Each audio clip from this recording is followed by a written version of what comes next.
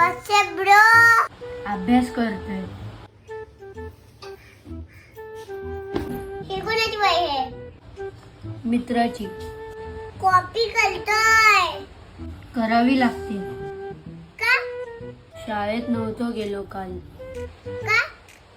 पाऊस पडत होता. ज्याची वही आहे तो कुठे जातो? 4 घर सोडून. मग तुमच्या 4 घरावर पाऊस पडला काय? बघ भाऊ, 2 प्रकारची माणसं असतात. एक पोलिसांना घाबरून हेल्मेट घालतात आणि दुसरे स्वतःसाठी. अभ्यास करणाऱ्यामध्ये पण 2 प्रकारचे विद्यार्थी असतात. एक टीचरला घाबरून अभ्यास करतात आणि दुसरे आपल्या स्वतःसाठी.